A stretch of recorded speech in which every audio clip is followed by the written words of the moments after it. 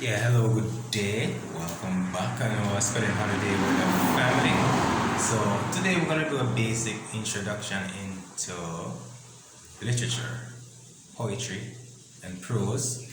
So we'll begin with poetry.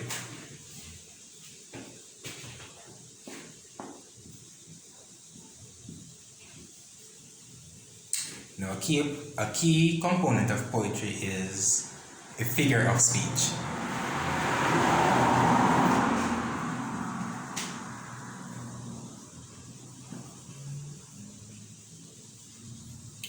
And no, a figure of speech is different from a part of speech in that figure of speech, part of speech,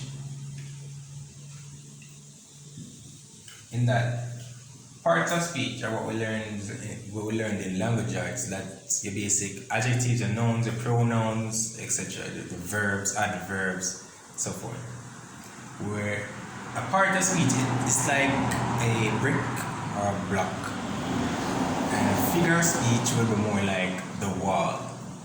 These are components of a house, but a wall is more complex than a brick in that a wall it covers a wider area. So a figure of speech is more dynamic than a part of speech per se, right? So it's used to a figure of speech, or figures of speech are used to they are used to convey messages in descriptive writing. For example, your senses are connected, right? But when we're reading a piece of poetry or a descriptive piece, you won't necessarily be able to taste or feel something, but you can use figures of speech to carry out that message in that. For example, the wind, you can see the ruffling of the leaves using your eyes to feel the impact of the wind on your body. Because if the leaves are ruffling, it also goes to say that it's heavy wind, and you can also feel the chilly atmosphere there, right? The time is cold. So a figure of speech is a word or phrase used in a non-literary way to create an effect and draw imagery, make a picture more vivid. So it clears up what the writer wants to convey, right? So some examples of figures of speech include the basic similes,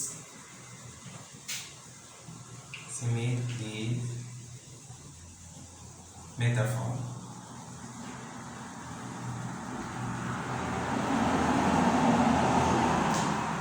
similes, metaphors, personification,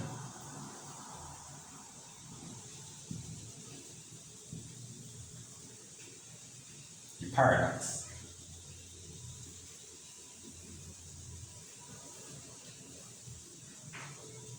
hyperbole,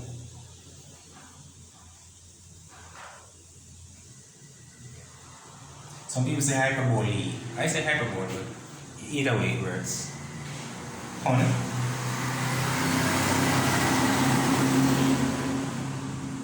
Oxymoron.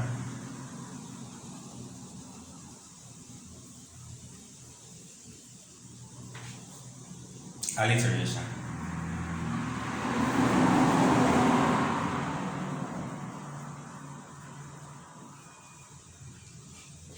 Onomatopoeia.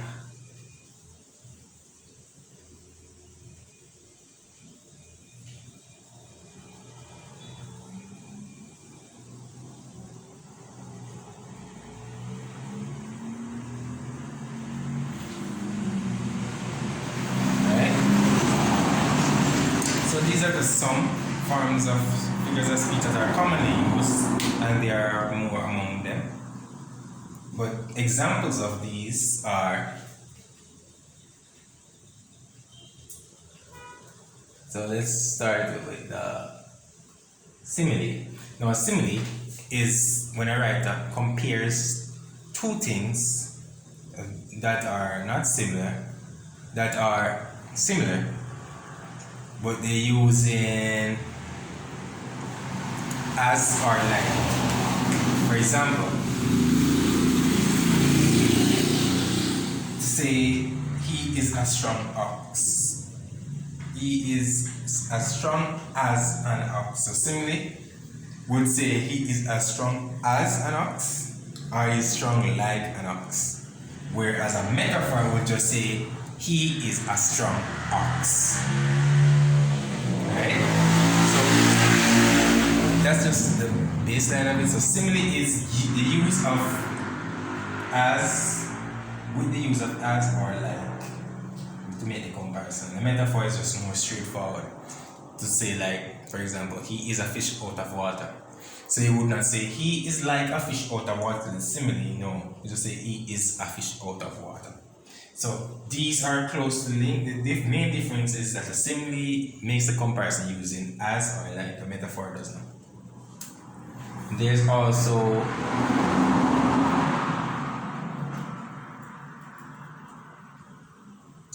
the hyperbole, which is a figure of speech that emphasizes extreme exaggeration. For example, to say I have a million things to do, or the suitcase weighs a ton. The suitcase doesn't weigh a thing because you cannot lift a ton, and you probably don't have a million things to do. Or to say that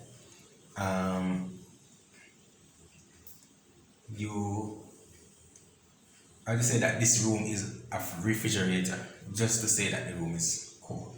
So that's the hyperbole. And a paradox is a self-contradictory figure of speech, but it also reveals something that is true. So it's to say that it's paradoxical. To say that you have to spend money to save it. It's just like as an investment advice, right?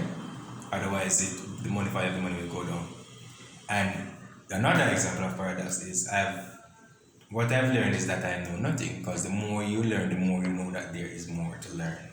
So those are just examples of paradox. So with the similes, paradox, hyperbole. We're moving on to pun. A pun is a figure of speech that contains a play on words. Right? So is using one word to mean something else, or using the word sound. So this one is very dynamic. Pun, just simply a play on words, right? So you can use something that is synonymous to something else, or using a word that can be ambiguous. You can have different meanings, but it's still conveying the same message. So to say, like, for example, of pun, polar bears vote on the North Pole. So it's saying polar bears to say vote on the North because polar bears live in the Arctic and people vote in election polls. So they say polar bears vote on the North Pole. Or to say, next example, fish are smart because they travel in school. We learn at school to become smart, but the group of fish is called a school of fish. So those are just simple examples of puns. And an oxymoron now is a figure of speech that connects two opposing ideas in a two-word phrase to create a contradictory effect. So oxymoron would be like an open secret. So a secret is normally closed, but to say an open secret is to say that it's not really a secret. Or alone together. It's contradictory. Or truth lies, controlled chaos. To say something is pretty ugly. So those are examples of oxymorons. Alliteration is the repetition of consonant sounds throughout a line or a string. To say, for example, an example of alliteration is she shells at the seashore. That's an alliteration. It's not to be confused with an assonant, which is the repetition of a vowel sound. For example, a in an A, et, and apple. That's assonance. So the alliteration, repetition of the vowel sound. Like I would say, my next example of alliteration is build big black businesses, brothers, bake bread best before bad befalls brotherhoods. That's alliteration. And there's also a personification, which is a figure of speech that attributes human characteristic to something that's not human, like the whistling of the wind. The wind does not whistle, but it's just to emphasize the sound of the wind. And the dog is telling me to start dinner. The dog cannot talk, so the dog cannot tell. The moon is smiling at me. All these are examples of personification. Right? So these are used in poetry a lot. Figures of speech, along with other literary devices, such as the tone, the mood, the rhythm, the rhyme, and all of that. So, how you get the tone, rhythm, and mood of a poem? For example, we have in a poem on environment.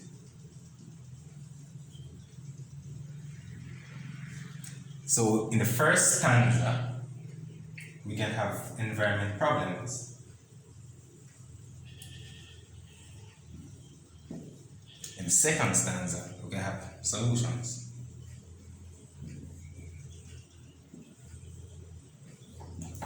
So you might ask, what is a stanza? A stanza is to poetry what a paragraph is to say, I think.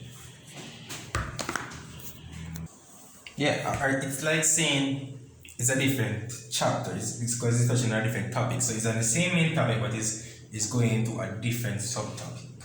So you can talk about the problems in the first stanza. The next stanza you can have the solutions. Another stanza you could even have the outcomes. Anyways. Just working the two stanzas here, for example. For this, you can get the rhythm by having pauses, exclamations, commas, question signs for emphasis, and it also can convey the mood as well. The length of the line also has a point of it can have this standard shape, or it can shape like a tree branch. It can shape like a tree. The structure of the poem is also a form. And we shape like a tree, then you have the bark here, and then go back into the root, and it could be 3 different stanzas. So you could have problems here, solutions here, outcomes down here, and you have